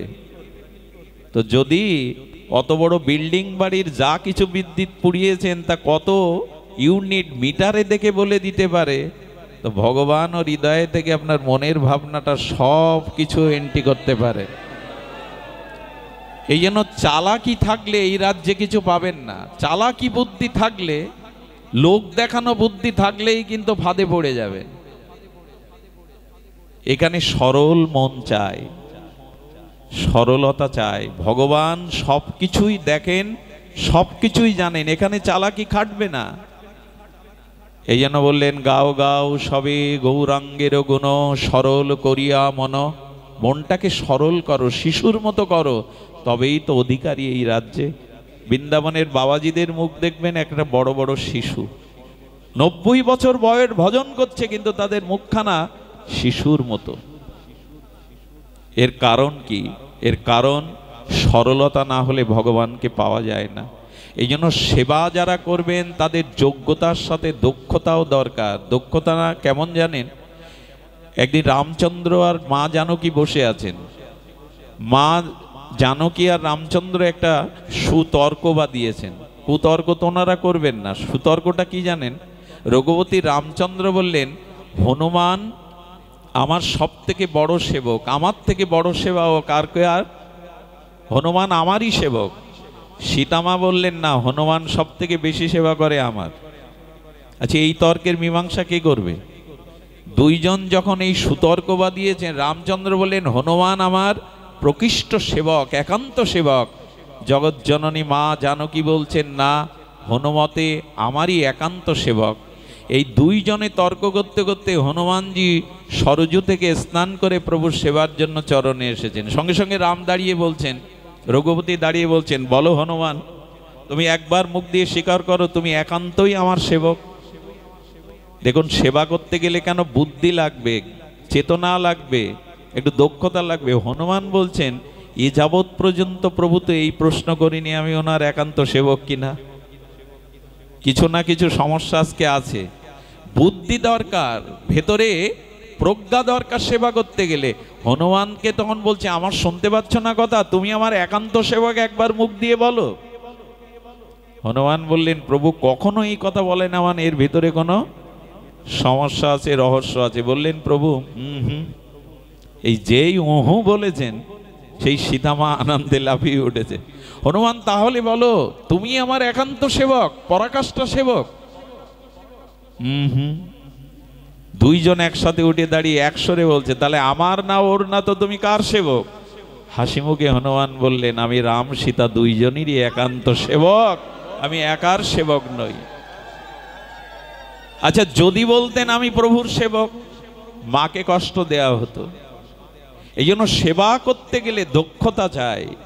সেবা সবাই বোঝে না। সেবা মানে তো সুখ দেওয়া। দেখবেন অনেক জিনিস রান্না হয়েছে, পরিবেশনের অজ্ঞতায় সে জিনিস সেবার উপযোগী হয় না। পরিবেশনের একটা দক্ষতা চাই। এই জন্য মায়ের মতো সেবা কেউ করতে, উনি সন্তানের মনের খবর, পেটের খবর আগেই জেনে যান। এই জন্য সেবা করতে গেলে দক্ষতা। আমার এক গুরু ভাই দেহ রেগেছে, আমি আর ধনঞ্জয়, আমাদের একদিন উনি সেবা দিয়েছিলেন। এখনো চোখে জল আসে, যেন গর্ভধারিণী মায়ের মতো করে। আর সে সেবার পরে মনে হলো আবার ক্ষুধা পেয়েছে, সে যেন অমৃত পাওয়া। পরিবেশন যারা করবেন সাধুদের, তাদের বিশেষ শ্রদ্ধা চাই, বিশেষ দক্ষতা চাই। সেবা মুখে বললে হয় না সুধীজন। এই জন্য সেবাটা মনের আর অনুরাগ দিয়ে করতে হয়। একটা দৃষ্টান্ত দিয়েই পাঠ বিশ্রাম করি। আমাদের ভক্তমাল চরিত্রের একটা দৃষ্টান্ত আপনাদের মনোগ্রাহী হবে। আমাদের মলধ্বজ এই রাজা, তিনি ছিলেন অনেক বড় নিরীপতি, কিন্তু ছিলেন গোবিন্দ অনুরাগী, ভগবত অনুরাগী। ভগবানের বিগ্রহ প্রতিষ্ঠার জন্য তৎকালীন সময় প্রায় কোটি টাকা ব্যয় করে নিজের রাজপ্রাসাদের উপর মন্দির করেছেন। আর সেই মন্দির করে বিগ্রহ প্রতিষ্ঠা করেছেন শ্রীমান নারায়ণ লক্ষ্মীর। নিত্য নিজে হাতে অর্চন করেন। একদিন ঘুমিয়ে আছেন, আর ঘুমালে রাজা তো দেখছে আমাকে পাহারা দেওয়ার জন্য, নিরাপত্তার জন্য বন্দুক হাতে কতজন সেবক আর এই রাত্রে নিশি জাগরণ করে পাহারা দেয়। আমার ভগবানকে রাত্রে তো কেউ পাহারা দেয় না। কেউ এসে যদি জ্বালাতন করে, কোনো প্রাণী যদি ঢুকে পড়ে মন্দিরে, উনি তখন চিন্তা করলেন আমার পাহারার জন্য এতগুলো সেবক আর ভগবানের শয়নে কোনো পাহারা নেই। ওই দিন থেকে তিনি আর পাহারা নিজে দিতে থাকলেন। সুধীবৃন্দ, সারা রাত না ঘুমিয়ে উনি কি করেন, ওই পরিক্রমা করে পাহারা দেন। এবং ওই রাত্রে যাতে কেউ উপরে উঠতে না পারে, একটা সিঁড়ি তৈরি করেছেন এমন যে ভগবানকে শয়নের পর সিঁড়িটা সরিয়ে রাখেন যাতে কেউ উপরে উঠতে না পারে। এভাবে 1 বছর বিনিদ্র রজনী উনি ভগবানের শয়নে দিয়ে পাহারা দেন। সেবা কাকে বলে দেখুন। রাজা একজন, ওনার রানী মনে করলো ভগবান ঘুমায় বলে উনি সারা রাত দিকে পাহারা দেন। ভগবান ঘুমায় তো, ও তো বিগ্রহ, কিন্তু উনি ঘুমান তো। একদিন একটু পরীক্ষা করা দরকার। রানীর মনে সংশয় দেখা দিয়েছে, সত্যিই কি ভগবান নিদ্রা যান যে তাকে পাহারা দেন রাজা নিজে? আর 1 ঘন্টা করে রাগে মন্দির পরিক্রমা করে আসতে। রানী একদিন উঠেছেন, সিঁড়ি সরানো, কিন্তু উনি জানেন রাজা সিঁড়িটা কোথায় সেরে রাখেন। এটা রানীর জানার কথা। রানী সেই সিঁড়ি বেয়ে উপরে উঠলেন। কি বলবো, মন্দিরের পর্দা যেই সরালেন, ভগবানেরই ইচ্ছা, কার কখন তিনি কৃপা করবেন জানা নাই। মন্দিরের পর্দা সরালে দেখলেন পীত বসন পরা শ্রীমান নারায়ণ, তার আকর্ণ বিস্তৃত কমল বদন, অঙ্গের দিব্য চন্দন গন্ধ, দিব্য গন্ধ দেখে বিমোহিত হয়ে গেলেন। দেখছেন ভগবান শয়নে আছেন, স্বয়ং সাক্ষাৎ ভগবান কৃপা করে ওকে দর্শন দিয়ে দিলেন। আর ভগবত দর্শন করলে কি হয় জানেন, জড় হয়ে যেতে হয়, পাথর হয়ে যেতে হয়। ওনার শরীর জড় হয়ে গেল। উনি যে রাজাকে ডাকবেন, উনি যে 1 হাত দিয়ে কিছু ধরবেন, উনি জড় প্রাপ্ত হলেন। ভগবান ওনাকে কৃপা করবার জন্য নিজের সেই স্বরূপ থেকে, জ্যোতি থেকে ওনাকে চেতনা ফিরিয়ে দিলেন। উনি ভাবলেন রাজা দেখতে পেলে আমাকে রেহাই দেবেন, আমি পরীক্ষা করতে এসেছি যে তার বিগ্রহ ঘুমায় কিনা। উনি তাড়াতাড়ি সিঁড়ি সরিয়ে নিচে ঘুমাতে যাবেন, দৌড়াতে গিয়ে দেখে রাজার সামনে। ভগবানের কি ইচ্ছা দেখুন, উনি শয়নকক্ষে না, দৌড়াতে দৌড়াতে সেই রাজার সামনে এসে পড়েছেন। রাজা বলছে, রানী তুমি উপরে, তুমি শ্রীমন্দিরে। ভগবত দর্শন হলে আর কপটতা থাকে না। খুলে বললেন ঘটনা, আমি তোমার ঠাকুরকে পরীক্ষা করতে এসেছিলাম যে তিনি ঘুমান কিনা, আর আপনি পাহারা দেন সারা রাত জেগে। ভগবানের কৃপায় তার দিব্য দর্শনে আমার তনুমন ভরে গেছে। ধন্য আপনি, ধন্য আপনার বিগ্রহ সেবা। মনে মনে রাজা সন্তুষ্ট হলেন ভগবত দর্শন, কিন্তু বাইরে বলে, যাও, বেরিয়ে যাও, এখান থেকে বেরিয়ে যাও, তুমি আমার ভগবানের প্রতি সংশয় এনেছো, যাও, বেরিয়ে যাও। ভগবান এই সেবা তার, রাজা নিজে পাহারা দেন। সুধীবৃন্দ, ভগবানের সেবার মহিমা বড় বিরল। এই দক্ষিণ ভারতে গোবিন্দ মন্দিরে এক ভক্ত সদ্গুরুদেবের চরণাশ্রয় করে বলেছিলেন, আমাকে এইটা আমার বিশ্রাম কথা, ধ্যান দিন, একটু মনোযোগ দিন, কান খাড়া করে এই কথাটি হৃদয়ে নিয়ে তবে গৃহে ফিরে যাবেন। দীক্ষা দেওয়ার পরে গুরুদেব কি বলে যায় জানেন, একটা সেবা আপনাকে নিত্য করতে হবে। দীক্ষার পরে দীক্ষিত ব্যক্তি যদি একটা অঙ্গ, সেবা অঙ্গ নিয়মিত চর্চা না করে, অনুশীলন না করে, তার দীক্ষা ফলবতী হয় না। সেটা মালা গাঁথা হোক, চরণে তুলসী দেওয়া হোক, আরতি হোক, যে কোনো একটা ভজন অঙ্গ তাকে পাঠ শোনানো হোক, যে কোনো একটা অঙ্গ আপনাকে নিয়মিত করতে হবে। নিয়মিত খাই কিনা আমরা, নিয়মিত ভোজন করি কিনা, তা নিয়মিত ভজন হয় না কেন? হয় না ভোজন ভালোবেসেছি, ভজন ভালোবাসিনি বলে। সুধীজন, একটা অঙ্গ আপনাকে ধরে রাখতে হবে, একটা অঙ্গ প্রতিনিয়ত আপনাকে চর্চা করতে হবে।